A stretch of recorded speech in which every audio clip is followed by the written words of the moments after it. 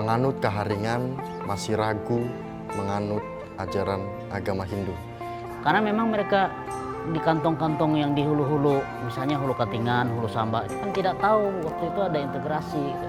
Kok tiba-tiba ada kayak agama baru, jadi anggapannya seolah-olah, oh Kaharingan ini mau dibalinisasi gitu. Mau kami itu ya mana para tokoh kita gitu.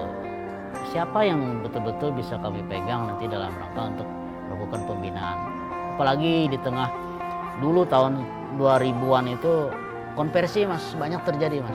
Mohon maaf teman-teman kita dari penganut yang lain menganggap bahwa Kaharingan itu bukan agama. Mereka menganggap bahwa Kaharingan itu agama Helu, agama Urubakas, agama orang tua, agama turun-temurun. Mereka menganggap bahwa Kaharingan itu bukan agama Hindu. Agama Kaharingan, agama Hindu Kaharingan itu suatu saat bukan hanya jadi mitos. Kenapa bisa jadi mitos? Karena tidak ada sentuhan dari luar, dari pemerintah dari pemimpin-pemimpin kita. Dari pemimpin kita mungkin hanya fokusnya pengen ribut-ribut saja gitu misalnya.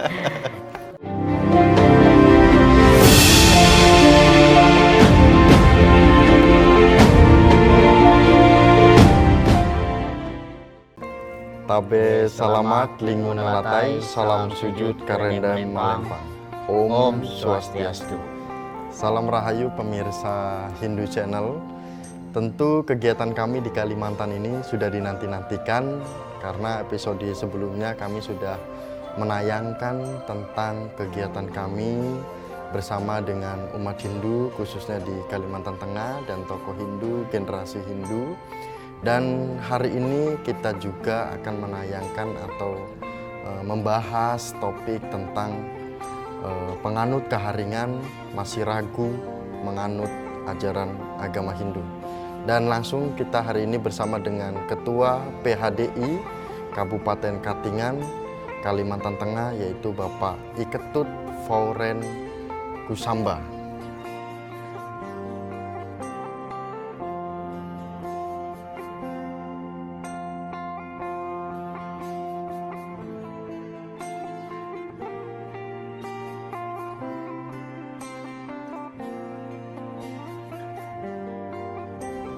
Bener Pak namanya ya? Benar, tepat sekali.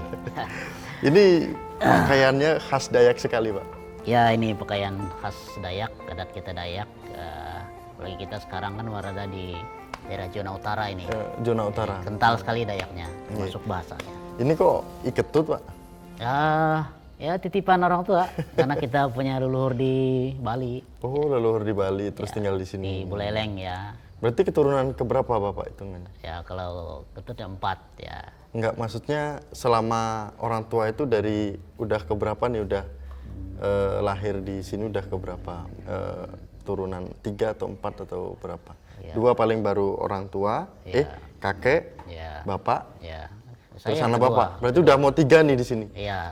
Oh, nice. Gimana Pak suasana di Kalimantan Tengah?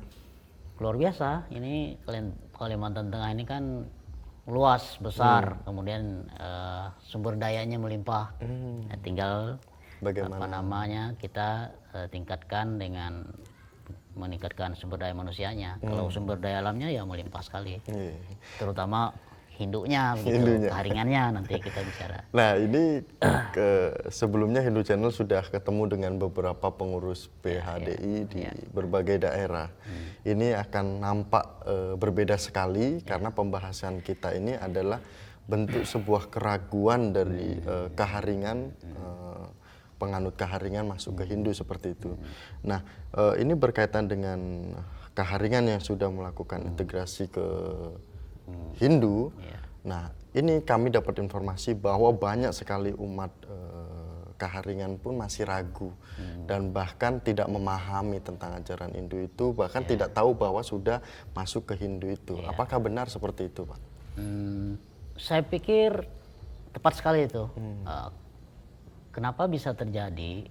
Karena memang yang pertama adalah faktor bahwa Kalimantan Tengah itu besar, akses ya, yang mempengaruhi itu adalah faktor akses, ya, baik itu infrastruktur, jalan dan sebagainya, termasuk informasi telekomunikasi. Karena pada tahun 1980 itu terjadinya proses integrasi dari agama Keharingan menyatu berintegrasi dengan agama Hindu, itu kan banyak orang tidak tahu. Nah, sementara kalau menurut syarat formal dari negara, bahwa agama yang diakui itu kan hanya 5 agama waktu itu, tidak ada agama Keharingan. Nah, inilah yang menjadi pertanyaan besar, menjadi pemikiran besar para tokoh basir, pisur, tokoh ulama, khususnya agama Keharingan, karena mereka mempunyai sumber daya dalam rangka semua kan ingin mengabdi kepada negara, semua ingin menunjukkan bagaimana kinerjanya terhadap pemerintahan. Tetapi negara waktu itu kan secara syarat formal tidak bisa. Undang-undang menjelaskan di dalam undang-undang itu tidak ada agama Keharingan. Agama Keharingan waktu itu adalah aliran kepercayaan, penganut kepercayaan dan lain sebagainya. Nah, sehingga ada musyawarah besar dari seluruh tokoh umat Hindu umat Keharingan pada waktu itu pada tahun 1980. Bagaimana caranya agar kita diterima. Akhirnya setelah melalui kajian, melalui pertemuan-pertemuan, rapat-rapat di pusat, IPHDI pusat, dengan berbagai pertimbangan, analisis-analisis, dikaji lah gimana ini tata cara ibadah Keharingan seperti apa, kitab sucinya seperti apa. Nah, pada intinya kami melihat bahwa ada kemiripan secara tata cara ibadah, kemudian sampai kepada proses-proses yang lainnya, sehingga pada saat itu Hindu yang menerima Keharingan pada tahun itu dengan keluarlah SKB dari kementerian itu, kalau tidak salah nomor 14 ya, tahun 1980. Ya, yang menjadi masalah saat itu adalah kalau untuk umat Keharingan yang ada di kota, di kabupaten, di pusat-pusat, di kantong-kantong kabupaten, mereka sudah tahu bahwa Keharingan sudah satu menjadi Hindu, yaitu Hindu Keharingan. Kemudian di PHDI pun mengisyaratkan bahwa tetaplah kalian jalankan apa saja yang menjadi kebutuhan kalian, ibadah kalian seperti apa, basarah silakan seperti awal, rumah ibadahnya balai basarah seperti awal ya. Karena ada konsep ya desa Kalapatra itu. Jadi lakukanlah ritual-ritual keagamaan kalian Keharingan itu. Sehingga juga PHDI menyerahkan bahwa untuk khusus umat Hindu Keharingan, bentuklah lembaga-lembaga dari tingkat pusat sampai ke bawahnya, seperti majelis besar ya, kemudian majelis daerah sampai kepada majelis resort dan majelis kelompok ya. Yang menjadi masalah itu kan seperti yang disampaikan Mas tadi, umat Keharingan ragu, masih bergabung, bukan ragu bergabung sebenarnya. Kalau bergabungnya sudah sebenarnya. Sudah bergabung. Cuman ketika menjalani secara tradisi Hindunya terlalu banyak yang memang pola-pola yang tidak diketahui oleh saudara kita Keharingan. Mungkin secara kebutuhan umat Hindu kita tidak terpenuhi atau seperti apa? Karena memang mereka di kantong-kantong yang di hulu-hulu, misalnya Hulu Katingan, Hulu Samba, itu kan tidak tahu waktu itu ada integrasi gitu.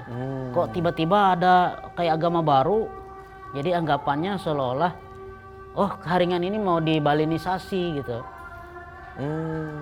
Karena waktu itu memang sarana dan prasarana pun tidak ada. Buku ajar untuk agama Hindu Keharingan misalnya kita ngajarin untuk apa sih yang disebut dengan nyaki dirit misalnya, apa sih yang disebut dengan nahunan, di dalam buku teks nggak ada. Karena ilmu yang turun-temurun dari Keharingan itu dia kan bersumber dari Panaturan, kitab suci Panaturan itu. Di situ kan ilmunya umum, tidak menjelaskan secara spesifik apa itu tiwah, apa sarana tiwah, apa itu nyorat, apa itu bayar hajat, apa itu najahan antang, mentehau antang. Belum ada buku teks, sehingga teman-teman guru, teman-teman ASN yang baik di kantor-kantor, baik itu di pemerintahan, terkhusus di dinas pendidikan, guru-guru kita yang SD, SMP, SMA, mau tidak mau mereka mengajarkan ilmu atau buku yang berasal dari Hindu Bali. Diajarkan gimana itu Trikaya Trikaya Parisuda, Pancasrada, termasuk Trisandia dan sebagainya. Akhirnya mereka menganggap, oh kita Keharingan ini mau dibalinisasi gitu. Pemahaman ini yang belum sinkron gitu. Itu sekitar tahun 80-an, 90. Ya tapi sekarang udah mulai berdasarkan kita dengan teman-teman lembaga dan juga pengurus besar PHDI dari pusat dan provinsi ya, mendorong kami agar marilah kita sama-sama mensosialisasikan ini bahwa Keharingan itu ya Hindu, di KTP itu ya Hindu, tapi tata cara dan ibadah kamu ya Hindu Keharingan, silakan.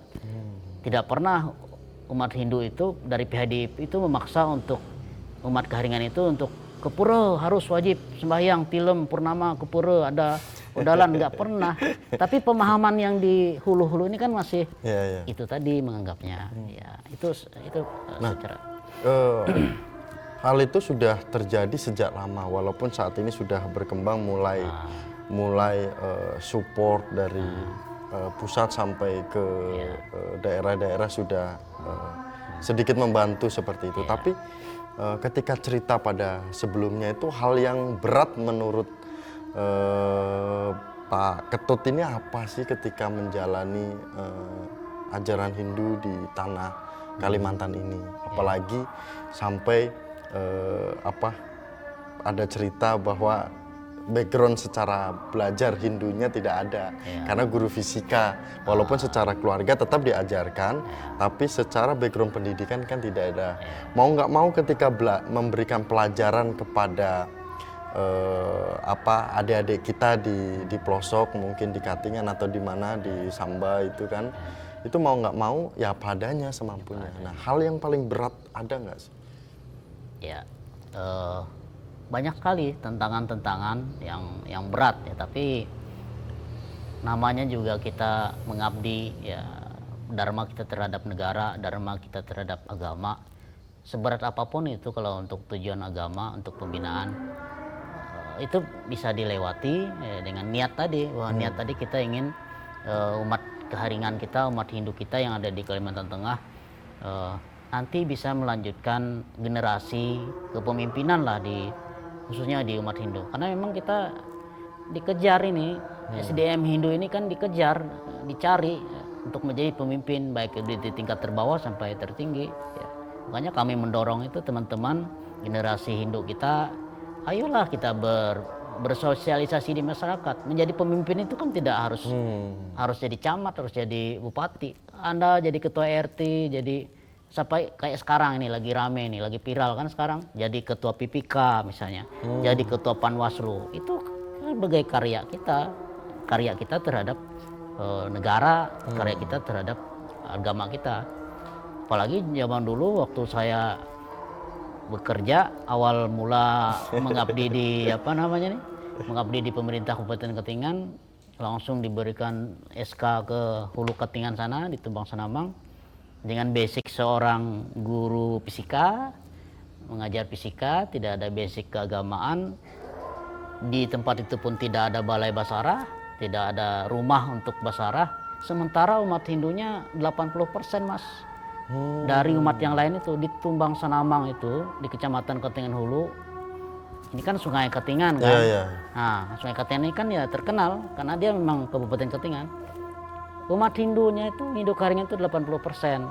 Tapi tidak ada balai basarahnya di ibu kota kecamatan.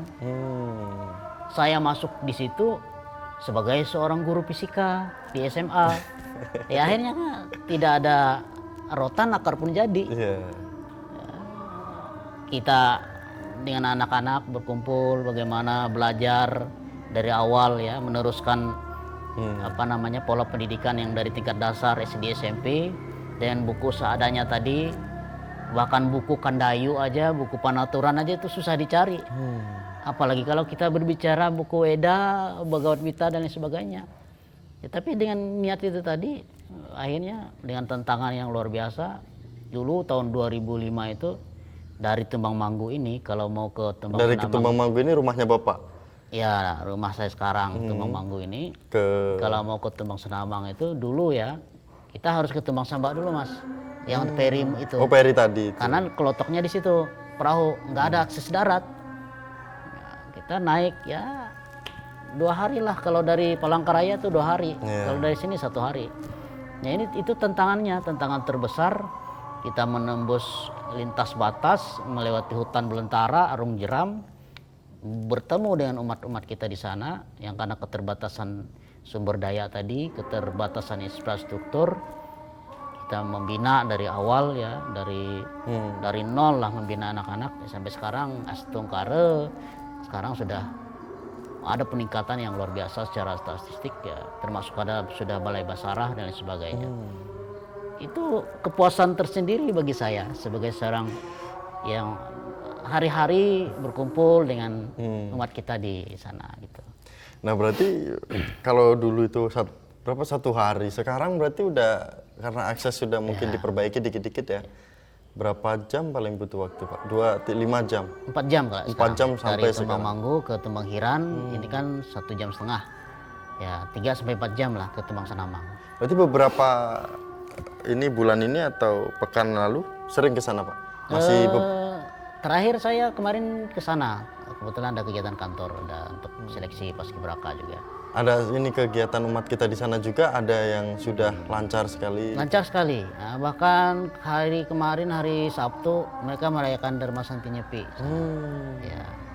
Kita diundang juga, cuman karena Berarti tinggal kebutuhan buku-buku Hindu aja Pak ya? kebutuhan buku-buku Hindu, literatur bacaan, apa saja terkait etika, terkait apa ya pokoknya semua itu yang dibutuhkan ya. Harapan kami di sini selaku salah satu umat Hindu kepada pemerintah pusat, pemerintah daerah, Dirjen Bimas Hindu, siapa saja yang punya apa namanya channel, punya apa yang bisa dibantu untuk kami di Kabupaten Katingan. Jadi tadi apa yang bantuan kami nggak muluk-muluk sebenarnya, sarana prasarana peribadatan dan sebagainya, literatur untuk anak-anak SD, SMP, SMA ya. Lebih baik jika memang ada tokoh-tokoh yang bisa turun ke akar rumput, turun ke lapangan. Itu malah membuat senang sekali Pak. Itu luar biasa itu. Itu bisa membuat satu kampung itu berderai air mata, bahagia gitu ya. Karena mereka menganggap selama ini dari kurun 1980 sampai sekarang itu kadang sempat terdengar gitu di sepintas Pak, apa kita ini memang tidak ada pemimpin kita gitu. Kok selama ini tidak ada yang pernah berkunjung gitu, tidak pernah yang melakukan siar-siar Hindu, melakukan Dharma Wacana dan lain sebagainya. Ada memang setelah kita bersama teman-teman di lembaga Hindu di Kabupaten Katingan, baik itu di Majelis Daerah Agama Hindu Karingan Kabupaten Katingan, dari Lembaga Pengembangan Tandak Intan Karingan Kabupaten Katingan bersama PHDI sendiri, termasuk Kementerian Agama Kabupaten Katingan, kita bersama-sama. Apakah itu juga apa yang sudah Bapak dengar terkait dengan apakah kita tidak memiliki pemimpin-pemimpin keagamaan atau pemuka agama? Ya. Apakah itu juga salah satu bentuk keraguan juga yang bisa dilihat bahwa karena itu benar-benar terjadi gitu. Ya. Itu bisa dikatakan juga keraguan, Pak. Bisa dikatakan keraguan, bisa juga bentuk protes sebenarnya. Karena secara berjenjang sebenarnya pemimpin di Hindu itu kan ada jenjangnya, baik kalau di majelis kelompok ada ketua majelis kelompok dengan jajarannya, di kecamatan ada ketua majelis resort dan jajarannya termasuk sampai kepada kabupaten. Saya pikir itu hanya model protes saja, bagaimana mereka mengungkapkan kok selama ini kok nggak ada tokoh-tokoh Hindu yang datang ke kami gitu, untuk melakukan mungkin ya ngobrol atau apa kebutuhan-kebutuhan umat ya. Dan mungkin ada pertanyaan juga dari pemirsa Hindu Channel ketika menyaksikan ini. Ya sudah, nanti ketika kami ingin hadir ke sana, berapa nih umat kita yang ada di kantong-kantong pelosok di Kalimantan Tengah ini, khususnya di Katingan atau yang Bapak lakukan kunjungan-kunjungan. Nah, jika ada yang ingin bertanya seperti itu Pak, di berapa umat kita di kantong-kantong ini, dan di di mana nih titik-titiknya gitu? Ya. Kalau di Kabupaten Katingan sebenarnya kantong umat itu dia berada di dari tengah ya, tengah sampai ke utara. Ya, mulai dari Kecamatan Tewang Sangolanggaring, kemudian Pulau Malan, Kecamatan Sanomantike, sampai ke Kecamatan Pulau Malan Petak Malai dan Kecamatan Bukit Raya. Mana di ujung-ujung utara ini kantong-kantong umat kita ya berjumlah sekitar 34.680 jiwa ini ya berada di sini. 34.000 Iya, jiwa. 34.000 jiwa itu. Jadi berada di daerah utara. Yang paling terbesar sih daerah Kecamatan Petak Malai dan Kecamatan Bukit Raya. Ya, ini kecamatan yang berada di perbatasan antara Kalimantan Tengah dengan Kalimantan Barat. Ya lumayan kalau memang mau sekalian mau explore keindahan alam Borneo juga banyak tempat eksotis di sini. Gitu. Nah, umat kita ada sekitar 34 jiwa. 34.000. Nah, 34.000 jiwa. Iya. Nah, tentu ini juga perlu kita lihat juga cerita dari Pak Ketut. Pengalamannya dulu mungkin, kita tidak berbicara sekarang. Ya. Pengalamannya dulu walaupun sampai sekarang ini bertahan. Ya. Dulu gimana nih ceritanya, mungkin bisa mengakses ke saudara-saudara kita dari ke ujung utara ini, dari ke beberapa titik ini, dan apa keluh-keluhan mereka dan bagaimana benar-benar kondisi mereka itu. Ya. Kalau saya pikir kondisinya memang luar biasa menyedihkan sih sebenarnya, ya. Karena memang umat kita Hindu Kaharingan ini membutuhkan para sosok pemimpin yang mau turun ke akar rumput, ya. Turun ke akar rumput untuk bertemu, bersosialisasi, ingin mendengarkan bagaimana keluhan mereka terkait dengan ritual-ritual keagamaan yang dilakukan. Karena ritual-ritual itu kan tidak bisa dilakukan kalau tidak ada sarana dan prasarananya. Jadi ini yang menjadi garis besar ya. Pada saat itu di tengah keterbatasan sumber daya kita, transportasi, infrastruktur dan sebagainya, tapi mereka tetap mau bertahan ya, keharingan gitu. Cuman memang mau kami itu ya mana para tokoh kita gitu, siapa yang betul-betul bisa kami pegang nanti dalam rangka untuk melakukan pembinaan. Apalagi di tengah dulu tahun 2000-an itu konversi Mas, banyak terjadi Mas. Banyak terjadi. Ada mohon maaf teman-teman kita dari penganut yang lain menganggap bahwa Kaharingan itu bukan agama. Mereka menganggap bahwa Kaharingan itu agama Helu, agama Ulu Bakas, agama orang tua, agama turun-temurun. Mereka menganggap bahwa Kaharingan itu bukan agama Hindu. Sehingga mereka dengan berbagai cara, mohon maaf, mengkonversi anak-anak kita dengan diiming-imingi misalnya pakaian yang bagus, ya satu setel, diberi makanan, mungkin mie satu dus. Saya mengalami itu pada tahun 2005, 2007, sampai 2010, sampai pernah mau duel dengan para oknum-oknum yang mau konversi ini. Mereka mengagamakan orang yang sudah beragama. Dan yang menjadi fatal itu orang tua anak-anak ini pun nggak paham gitu loh. Mungkin juga karena tadi kecewa gitu, tidak ada pemimpin atau tokoh umat yang melakukan kegiatan di sana. Mungkin juga karena keterbatasan ekonomi, tidak mampu menyekolahkan anaknya. Karena memang kondisi kehidupan di hulu itu ya bertani, berladang, berburu, Mas. Pada tahun itu, pada tahun 2000-an ya, awal-awal 2000-an, dari 2005 itu. Sehingga ya daripada anak saya putus sekolah, ada yang mau membiayai, ada yang mau mengirim anaknya sekolah di mana, di Palangkaraya, di pusat-pusat sekolah teman-teman yang tadi itu. Akhirnya terjadilah konversi itu. Tetapi setelah kita masuk dengan teman-teman lembaga, kita bekerjasama menjelaskan ya, dengan tentu saja meningkatkan kualitas peribadatan itu tadi. Kita melakukan basarah secara rutin, sosialisasi, dan kunjungan ke kantong-kantong umat. Sekarang sudah mulai banyak yang kembali ke Hindu, melakukan proses Sudiwadani, ya, apa namanya itu. Ini memang fakta di lapangan. Saya mengalami selama 9,5 tahun di sana. Jadi mendobrak lah bahasanya itu, mendobrak. Tapi tentu saja dengan dukungan tokoh-tokoh umat setempat, gitu ya. Pak Ketut, saya tidak bisa membayangkan, tapi itu adalah perjuangan Bapak. Karena secara background keberadaan posisi pun berbeda.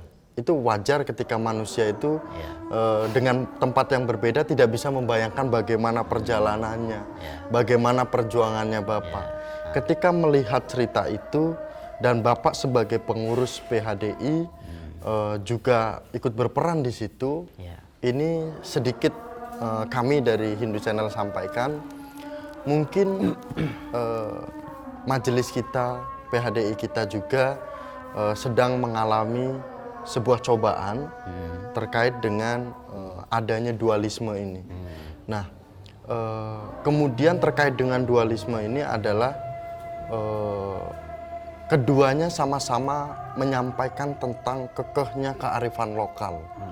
Kemudian membuat pernyataan-pernyataan atau diskusi-diskusi bagaimana kita menyelamatkan umat yang di daerah-daerah, mungkin gitu kan, mungkin bayangan saya mungkin diskusinya ke situ. Jika memang diskusinya terkait bagaimana kita menyelamatkan umat kita di kantong-kantong, ya tidak hanya foto, tidak hanya video, mungkin Hindu Channel hanya video saja, tetapi ini adalah bentuk dari Hindu Channel menginformasikan kepada Bapak Ibu umat Hindu yang ada di luar sana. Nah, kembali terkait dengan parisade, bagaimana Bapak melihat dengan adanya dualisme ini dan mengangkat tentang kearifan lokal dan membuat status-status seolah-olah kebersamaan itu sudah datang ke umat, padahal pada intinya ya kalau kita lihat realitanya belum. Nah, bagaimana dampak dan pengaruhnya di daerah sini, khususnya di daerah-daerah pelosok di Kalimantan Tengah ini? Ya, saya pikir itu hal yang biasa dinamika organisasi yang terjadi, apalagi kan ini di ranahnya PHDI, organisasi tertingginya umat Hindu, khususnya di Provinsi Kalimantan Tengah, dan saya sendiri selaku Ketua PHDI Kabupaten Katingan mengikuti dari awal proses itu, proses gejolak sampai termasuk proses mediasi, kemudian sampai ada terjadi beberapa kali lokasabah dan sebagainya. Dan orang-orang yang berada di kedua belah pihak ini adalah orang-orang yang saya hormati, guru-guru saya, pembimbing saya di waktu dulu saya masih awal menjadi seorang mahasiswa dan lain sebagainya. Dan saya sangat menghormati mereka ini. Dan kami di Kabupaten Katingan khususnya menganggap itu adalah hal yang biasa, lumrah terjadi di organisasi manapun. Dan satu pesan saya kepada teman-teman umat Hindu di Kabupaten Katingan, jalankan saja, terus saja kita lakukan saja apa yang sudah kita lakukan. Kita beribadah sesuai dengan porsi kita melakukan, apalagi kemarin ada momen nyepi dan lain sebagainya. Mari kita melaksanakan catur berata penyepian, apalagi di pemerintah Kabupaten Katingan ini umat Hindu memang luar biasa disupport oleh pemerintah daerah. Dalam kesempatan ini juga saya mau menyampaikan terima kasih kepada Bupati Katingan, jajaran pemerintah daerah, ya, terhadap supportnya, baik itu secara infrastruktur, pembinaan keumatan dan lain sebagainya, ya. Jadi pada intinya apa yang terjadi dan yang sedang terjadi di dalam organisasi PHDI provinsi itu kami tidak mau terlalu ikut campur, ya. Kami tetap maju, fokus untuk pembinaan keumatan. Karena kenapa? Untuk apa juga kita ikut ribut-ribut sementara umat kita yang di kantong-kantong yang di pelosok-pelosok butuh mereka sentuhan, gitu ya. Saya pernah dengan teman-teman dari majelis daerah dari lembaga pengembangan tandak ikut berpartisipasi pada acara perlombaan Mantir Basarah. Itu sebuah festival seperti Utsawa Dharma Gitanya di tingkat kecamatan itu. Jadi yang dilombakan di situ adalah kita mencari mantir atau pemimpin ibadah. Jadi anak-anak yang dari kecil ada tingkatannya itu kita didik. Kita suruh lomba, lomba. gimana caranya memimpin persembahyangan. Ya kita bersama-sama dari seluruh kecamatan ini sampai ke ujung utara. Luar biasa Mas itu. Sampai mereka itu nangis gitu, terharu. Waduh ternyata memang ada ini pemimpin umat kita gitu. Sampai kami tuh nggak boleh pulang gitu. Dikasih potong pantan, dikasih lawang sekepeng, diterima dengan ritual-ritual. Potong babi, potong ayam, apa saja di situ. Kita malam berkumpul dengan seluruh umat, melakukan ngobrol bersama, karungut, bededer itu, musik-musik tradisional dan sebagainya. Jadi saya pikir ya kita maju terus gitu, kita bina umat kita dengan baik ya. Kapan perlu janganlah memberikan contoh yang nggak bagus gitu ya. Untuk apa juga yang direbut gitu, apa juga yang mau apa namanya itu dikejar gitu ya. Yang mau kita kejar cuman yang di atas sana kan itu. Jadi itu intinya Mas, bahwa Kabupaten Katingan tetap fokus dan eksis untuk pembinaan generasi muda kita umat Hindu Karingan di Kabupaten Katingan. Jadi memang di daerah-daerah tidak ada pengaruhnya sama sekali lah terkait dengan pengaruh, ya. Mungkin tokoh-tokoh kita yang di atas yang mungkin sedang berdiskusi gitu kan. Ya. Nah, juga Hindu Channel mengajak mungkin Bapak Ibu yang sedang diskusi di atas, Hindu Channel sudah hadir ke beberapa daerah, ingin juga sebagai generasi Hindu melihat kondisi umat kita yang ada di daerah-daerah agar kita juga termotivasi, memperkuat jati diri kita, membentengi diri kita. Karena di belakang dari Hindu Channel ini semua adalah anak-anak muda semua Pak yang perlu dibentengi. Dan dengan hadirnya Hindu Channel ke sini, tidur di rumah saudara Bapak, di rumah keluarga kita semua ini, kita merasakan dari jam berapa sampai jam berapa mati lampunya dulu kan gitu. Nah, terus nanti kita makan seadanya ala-ala apa namanya ya di daerah namanya juga di daerah. Benar-benar kita merasakan terus perjalanan kita sampai nyebrang di kali juga gitu kan, di sungai gitu. Nah, hal-hal inilah yang menjadikan semangat kami. Nah, kemudian apa sebenarnya kebutuhan yang diinginkan dari umat Hindu, khususnya kita umat Hindu yang ada di Kaharingan di Kalimantan Tengah ini? Kalau kita berbicara kebutuhan ya banyak sekali, semua orang butuh gitu ya. Pertama ya butuh keadilan di bidang pendidikan dan lain sebagainya, keadilan di bidang birokrasi ya. Tapi memang perlu cepat itu ya sarana prasarana tadi ya, literatur ya, buku-buku ajar. Kalau di umat Hindu Karingan itu ya buku Kandayu, Panaturan, buku Telatah Basarah dan lain sebagainya, buku Tawur dan lain sebagainya. Ya karena kalau zaman dulu itu, kalau kita mau belajar menghafal Betawur, menghafal ritual-ritual itu penuh dengan macam-macam syarat Mas. Jadi kayak orang itu harus berguru dulu, kayak minta ajian sakti gitu. Padahal kan dia cuma mau minta bagaimana sih caranya Betawur, bagaimana sih caranya agar kita diberikan anugerah oleh Ranjing Antara Langit, Tidak Sang Yang Widiwasa. Tetapi ya, mungkin karena turun-temurun, nggak sembarangan itu nak. Nah, kamu nggak sembarangan kamu minta, kamu harus ada syaratnya, nyiapin ini, itu, sesajen apa gitu kan. Kalau sekarang sih enggak gitu. Ya, sekarang udah enggak, ada sebagian-sebagian yang enggak perlu seperti itu. Jadi kebutuhan dasar umat Hindu Karingan itu ya sarana dan persana itu tadi, balai basara, balai ibadah. Mereka juga enggak minta yang besar Mas, enggak harus minta yang mungkin ukuran 20 kali 20. Misalnya di desa, di suatu desa ya paling minta 8 kali 14 misalnya, atau 8 kali 9 ukuran rumahnya, ibadahnya. Saya pikir kalau dari banyak donatur, termasuk dari Dirjen Bimas Hindu atau siapa saja memberikan itu di badan-badan apa namanya dana punya kita, saya pikir Kalimantan Tengah ini nanti bisa kok dipertahankan ini. Sehingga agama Kaharingan, agama Hindu Karingan itu suatu saat bukan hanya jadi mitos. Kenapa bisa jadi mitos? Karena tidak ada sentuhan dari luar, dari pemerintah daerah, dari pemimpin-pemimpin kita.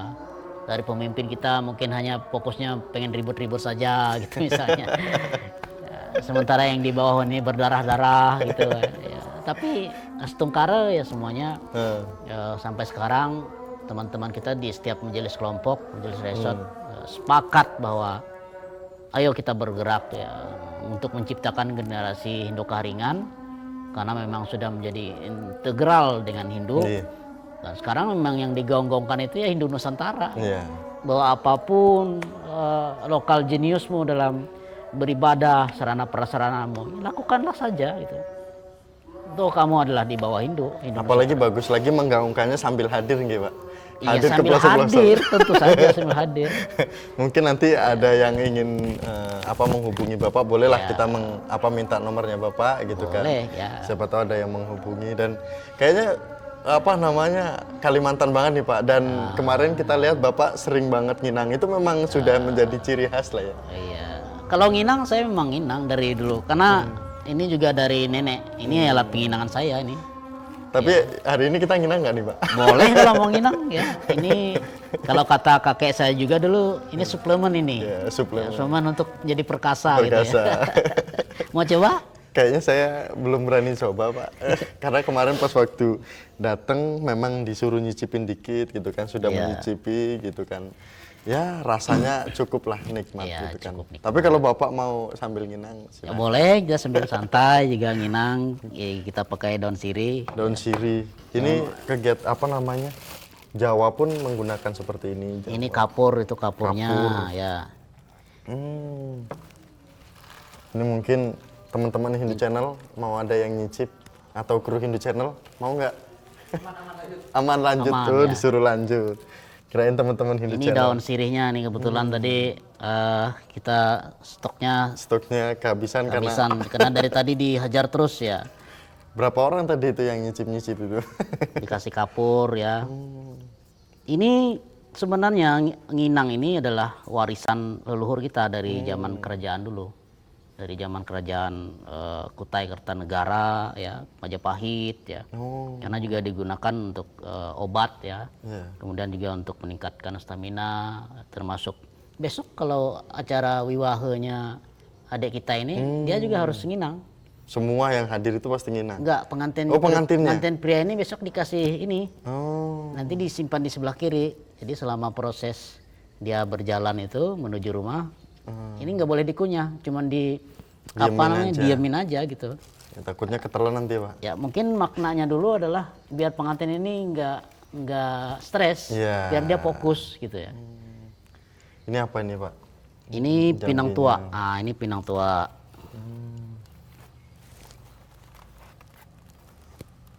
Bapak sejak kapan udah mulai? Kalau saya nginang sejak kecil, karena memang. Oh, tradisi di sini memang sudah sejak kecil. Ya, tradisi nginang sejak kecil di sini. Dari nenek, dari orang tua juga. Dulu sih juga ngisap. Oh, ngisap juga. Merokok juga. Merokok juga. Tapi sekarang lebih Dan banyak. akhirnya lebih seringan ini. Lebih ke nginang saja. Terus katanya itu dapat informasi juga Bapak ketika ke ladang atau ke ini tidak membawa bekal, cuman cukup ini aja. Ya, kadang kalau saya ke ladang berburu, mancing, saya suka mancing nih. Bukan saya juga punya channel untuk kayak mancing mania. Oh, gitu. Mancing mania ada channelnya ternyata. Saya bawa ini tidak kalau nggak makan juga nggak apa-apa semalam atau ya karena dia menambah suplemen ya. Nah, kita tidak di closing ini tidak serius-serius karena kita sudah diskusi tadi dikit-dikit terkait dengan kondisi umat Hindu kita yang ada di Kalimantan Tengah ini dan diakhiri dengan tokoh Hindu kita yang di Kalimantan Tengah ini nginang karena itu sudah menjadi tradisi turun-temurun. Dan mungkin itu Pak diskusi kami. Nanti sehat selalu. Mungkin nanti ada pemirsa Hindu Channel atau tokoh Hindu yang ingin mengirimkan buku atau literatur yang bisa dibagikan, nanti bisa hubungi admin Hindu Channel atau Instagram dari Hindu Channel atau Facebook Hindu Channel. Dan kami tutup bersama dengan Ketua PHDI Kabupaten Katingan dengan para Masanti. Om Santi. Sati. Om Sahi. Sahi. Terima kasih Pak.